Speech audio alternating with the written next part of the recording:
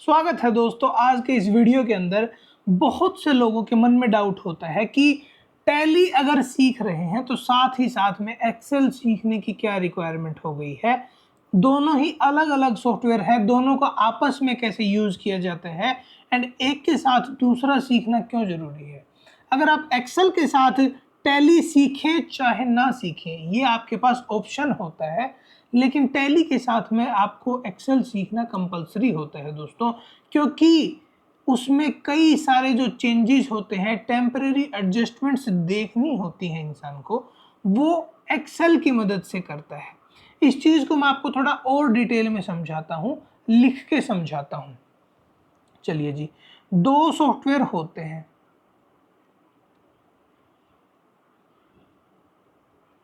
एक तो हो गया एक्सेल एंड दूसरा हो गया टैली। ठीक है, एक्सेल क्या होता है दोस्तों? एक्सेल एक स्प्रेडशीट सॉफ्टवेयर होता है। इसकी मदद से अपन किसी भी प्रकार के डेटा को अपन क्या कर सकते हैं? एनालाइज कर सकते हैं, प्रेजेंट कर सकते हैं, रिपोर्ट्स बना सकते हैं, उसमें से कुछ कंक्लूजन निकाल सकते हैं। क्योंकि आपने देखा होगा एक्सेल की हर एक सेल के अंदर एक अलग फॉर्मूला लगा सकते हैं, एक नया डेटा डाल सकते हैं, उसके बाद में उसको पाइवट टेबल में कन्वर्ट कर सकते हैं, उस डेटा को वी लुकअप की मदद से आप उठा भी सकते हो।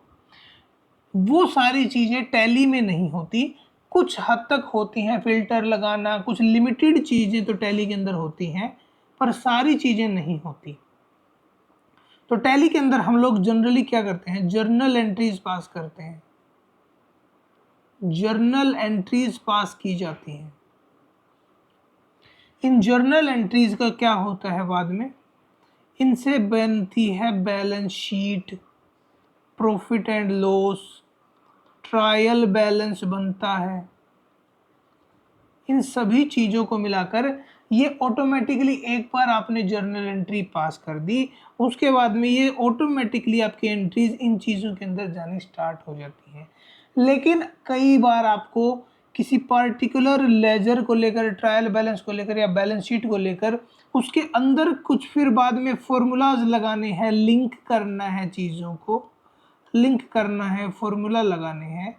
आपकी बैलेंस शीट आपने देखा होगा, अगर आपने कहीं पर काम किया है कोई सीए फर्म के अंदर या किसी कंपनी के अंदर, तो जो बैलेंस शीट फाइनली बनती है वो एक एक्सेल के फॉर्मेट में बनती है, क्योंकि हर एक फिगर कहाँ से आ रहा है उसका फॉर्मूला वहाँ पर लगा होता है। आप चेक कर सकते हो अंदर जाकर कि कौन सा फिगर कहाँ कहाँ से आ रहा है।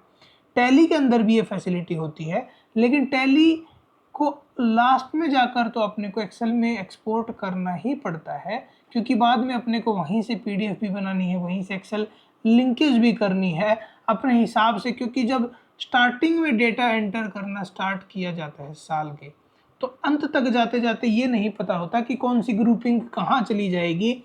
जब ऑडिट हो रही होती है तो उस टाइम पर ग्रुपिंग कई बार चेंज भी करनी पड़ जाती है ट्रांजेक्शन्स की। तो यहाँ पर एक रीज़न ये भी हो जाएगा कि ग्रुपिंग भी चेंज करनी पड़ जाती है, तो बाद में सभी जर्नल एंट्रीज को नहीं छेड़ा जाता, ना ही ग्रुपिंग को छेड़ा जाता है। टैली की अकाउंटिंग जो है वो एज इट इज़ रखी जाती है, इसको नहीं छेड़ा जाता। जो भी चेंजेस अपने को करने होते हैं वो लोग हम क्या करते हैं, हम लोग एक्सेल में कर लेते हैं। चेंजेस जो भी करने हैं टेम्परेरी दिखाने के लिए, ग्रुपिंग करने के लिए and final balance sheet draft करने के लिए। तो ये रीज़न है कि टैली के साथ में एक्सेल सीखना क्यों ज़रूरी है। क्योंकि जब भी आप डेटा को एक्सपोर्ट करते हो टैली में से, मान लीजिए आपने किसी पार्टी का लेजर एक्सपोर्ट किया है, तो आपने देखा होगा कि टैली का जो एक्सपोर्ट लेजर फॉर्मेट होता है वो इतना क्लियर नहीं समझ में आता कई बार पार्टीज को, तो आपको उसे थोड़ा सा प्रेजेंट करना पड़ता है, प्रेजेंटेबल बनाना पड़ता है उस डेटा को, ताकि सामने वाला पर्सन जिसको वो लेजर भेज रहे हो, आप वो रिपोर्ट भेज रहे हो, एक्सपोर्ट या लेजर हो गया या फिर आप रिपोर्ट जब भी भेज रहे हो, तो वो एक प्रेजेंटेबल मैनर में लगे, सामने वाले को देखते ही समझ में आ जाए कि क्या चीज़ है, मेरे से कैसे रिलेटेड है, मुझे इसके ऊपर क्या एक्शंस लेने हैं, वो सारी चीज़ें वहाँ पर समझ में आ जाए। तो एक्सपोर्ट करते हैं हम टैली में से, लेकिन उसके बाद में उसको प्रेजेंटेबल बनाने के लिए अपने को एक्सेल का यूज़ करना पड़ता है। एक्सेल में अपन क्या क्या यूज़ करते हैं, उसके अंदर फिल्टर लगाते हैं, हेडिंग्स चेंज करते हैं, फॉर्मेटिंग चेंज करते हैं, और टेबुलर फॉर्मेट में बनाते हैं उसको, कलर वगैरह जो भी आप इसको बोलते हो, ये भी फॉर्मेटिंग का ही पार्ट है वैसे तो, लेकिन आप उसको एक प्रॉपर तरीके से डिज़ाइन करके भेज सकते हो। लेटर हेड पे अगर आप उसको बाद में प्रिंट करना चाहते हो, तो वो सब करने के लिए आपको सारी चीज़ें एक्सेल के थ्रू करनी पड़ती हैं। तो जब भी आप टैली में काम कर रहे हो, साथ ही साथ आपको एक्सेल की भी उतनी ही ज़रूरत पड़ेगी जितनी आपको टैली की रिक्वायरमेंट है। टैली में क्या होगा, डेटा सिर्फ एंटर होगा, लेकिन जब फर्निश करने की बारी आएगी डेटा को, तो आपको एक्सेल की रिक्वायरमेंट पड़ेगी। टैली के अंदर सिर्फ डेटा एंट्री होगी, लेकिन जब फाइनलाइजेशन करोगे तब आपको एक्सेल की रिक्वायरमेंट पड़ेगी ही पड़ेगी। तो जब ये सारी चीज़ें होती हैं, अब बात आ जाती है कि एक्सेल सीखने वाले को टैली की रिक्वायरमेंट पड़ेगी ही पड़ेगी क्या? जी नहीं, ऐसा नहीं है। एक्सेल के अंदर क्या होता है, एक्सेल तो एक स्प्रेडशीट सॉफ्टवेयर है दोस्तों, उसके अंदर अकाउंटिंग ही हो रही है ऐसा ज़रूरी नहीं है। ऑल्दो आप उसको अकाउंटिंग के लिए भी यूज़ कर सकते हो। अगर आप अकाउंटिंग एंड एक्सेल दोनों के एक्सपर्ट बन जाते हो, तो आपको किसी भी और सॉफ्टवेयर की रिक्वायरमेंट नहीं होती है।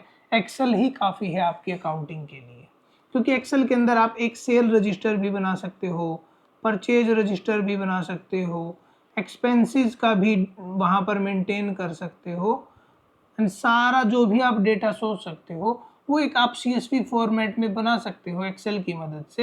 एंड सारा का सारा डेटा आज की डेट में उसी फॉर्मेट में मेंटेन भी होता है। जितने भी डेटा सेंटर्स होते हैं वो, और जो भी AI आज की डेट में डेटा समझता है, वो सब इसी फॉर्मेट में समझता है, टैली के फॉर्मेट में नहीं समझता। ठीक है, वो एक अलग फॉर्मेट हो जाता है।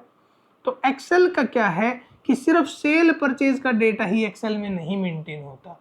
तो जो पर्सन मान लीजिए एक इंजीनियर है, वो अपने प्रोडक्ट्स की लिस्ट मेंटेन करता है, तो उसको टैली आना जरूरी है या नहीं है, ये कोई ज़रूरी बात नहीं है, उसको टैली की रिक्वायरमेंट भी नहीं पड़ेगी। वो अपना डेटा वहाँ पर क्रंच कर रहा है, उसको एनालाइज कर रहा है, समराइज कर रहा है, प्रेजेंट कर रहा है, उसके लिए उसको टैली की रिक्वायरमेंट नहीं पड़ेगी। ठीक है, ये अदर वे अराउंड पॉसिबल है कि टैली वाले को एक्सेल की ज़रूरत पड़ेगी ही पड़ेगी, लेकिन एक्सेल यूज़र को टैली की ज़रूरत हो ना हो ऐसा ज़रूरी नहीं है। ठीक है, तो जो एक्सेल यूज़र है वो कोई भी फील्ड का हो सकता है, वो इंजीनियर हो सकता है, वो अकाउंटेंट हो सकता है, वो डॉक्टर हो सकता है, वो साइंटिस्ट हो सकता है, क्योंकि यहाँ पर आप डेटा को समझते हो, डेटा को समझना यहाँ पर होता है। डेटा अरेंज करने के लिए एक्सेल का यूज़ किया जाता है। जब डेटा हैवी हो जाता है एंड उसको प्रेजेंट करने की बारी आती है, तब एक्सेल बोलता है कि अब तुम्हारा भाई गाड़ी चलाएगा। ठीक है, तो एक्सेल तब गाड़ी का स्टीयरिंग अपने हाथ में ले लेता है, एंड फिर आप उसे बस गाइड करते जाओ और वो आपके लिए आपको आपकी सही डेस्टिनेशन पर पहुंचा के ही रहेगा। तो ये है डिफरेंस एक्सेल और टैली के अंदर दोस्तों। तो अगर आप टैली सीख रहे हो, ठीक है, तो अगर आप टैली सीख रहे हो तो ये मेरी एडवाइस रहेगी कि आप एक्सेल भी जरूर से जरूर सीख लो, एंड साथ में ही सीख लो, बाद के लिए मत छोड़ना इस चीज़ को। अब साथ में ही इस चीज़ को स्टार्ट कर दो सीखना, बाद के लिए पेंडिंग नहीं रखना, क्योंकि जितना टाइम आपको टैली में सीखने को लगेगा, साथ ही साथ आप एक्सेल भी सीखते जाओगे, एक्सेल भी सीखते जाओगे, टैली भी सीखते जाओगे। ठीक है, एंड आज की डेट में अगर इन दोनों के साथ में एक और चीज़ अगर आपको सीखनी है दोस्तों, तो अगर आप एक्सेल यूजर हैं तो आपको गूगल शीट पे भी काम करना चाहिए। एक्सेल और टैली दोनों के कोर्सेज शिक्षा कुंज पर आपको मिल जाएंगे, शिक्षा कुंज पर आपको मिल जाएंगे।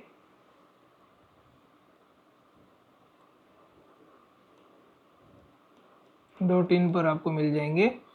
एंड गूगल शीट का कोर्स अभी दोस्तों बहुत जल्द लॉन्च होने वाला है, ठीक है। तो जो इन कोर्सेज के यूजर हैं उनको हैवी डिस्काउंट मिलता है इन चीज़ों के ऊपर। जो नए कोर्सेज आते हैं उन कोर्सेज के ऊपर जो एग्जिस्टिंग यूजर्स हैं उनको डिस्काउंट मिलता है। ऑल दो गूगल शीट का कोर्स बहुत ज़्यादा ज़रूरी होने वाला है आने वाले टाइम में। एंड ये जो एक्सेल टैली है ये तो करंट डेट की रिक्वायरमेंट है। एंड इसके साथ साथ अगर मैं एक चीज़ और ऐड करना चाहूँ तो आपको जो बेसिक प्रॉम्प्ट एआई समझना चाहिए। प्रॉम्प्ट एआई क्या चीज़ होता है, क्योंकि कोई भी चीज़ आज की डेट में इनमें से आप सीखना चाहते हो, अगर आपको एआई से हेल्प लेना आ गया है अच्छे से, तो आपको इन चीज़ों में अब वो टेंशन नहीं रहेगी कि कोई चीज़ मैं भूल जाऊंगा तो क्या होगा, काम करते वक्त अगर मुझे नहीं आई कोई चीज़ तो मैं अटक तो नहीं जाऊंगा। क्योंकि जिसको ये चीज़ आती है उसको कोई भी चीज़ भूलने की टेंशन नहीं होती। एक बार प्रॉम्प्ट एआई आ गया तो फिर आपकी लाइफ सेट हो गई। आपको हर एक काम कर पाएंगे, आप हर एक काम, आपको दिक्कत नहीं आएगी किसी भी काम को करने में, ठीक है। तो ये है अपना पूरा का पूरा ओवरव्यू एक्सेल और टैली का। साथ ही साथ मैं एडवाइस करूंगा गूगल शीट भी आप सीखेंगे एंड प्रॉम्प्ट एआई भी आप सीखेंगे। और इस जो एक्सेल और टैली अगर आप सीखना चाहते हो, ठीक है, तो आप जाना शिक्षा कुंज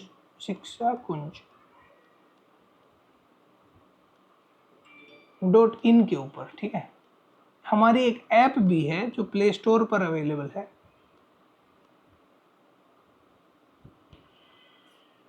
बहुत ही नॉमिनल फीस हम लोगों ने चार्ज की हुई है दोस्तों। अगर बात करूं मैं, टैली की फीस है सिर्फ और सिर्फ 999 एंड एक्सेल की फीस है 499, जो कि बहुत ही एक बर्गर के प्राइसेस में आपको पूरा का पूरा कोर्स मिल जाता है। और जिससे कि आप वर्क फ्रॉम होम की अपॉर्चुनिटीज़ भी ग्रैब कर सकते हैं अगर आपको सिर्फ ये दो सॉफ्टवेयर्स भी आते हैं।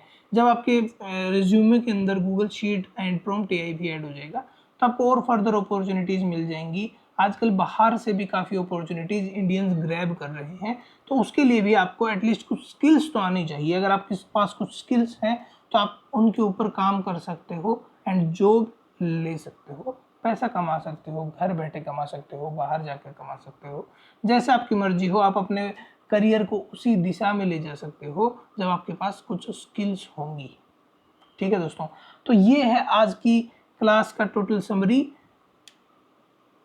आज की ओवरऑल जो भी मैंने चीज़ें बताई कि Excel, Tally, Google sheet, prompt AI and Shiksha Kunj के बारे में मैंने आपको बताया।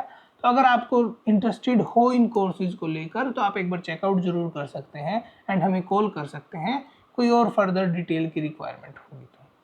मिलते हैं आपसे नेक्स्ट वीडियो के अंदर, तब तक के लिए बाय।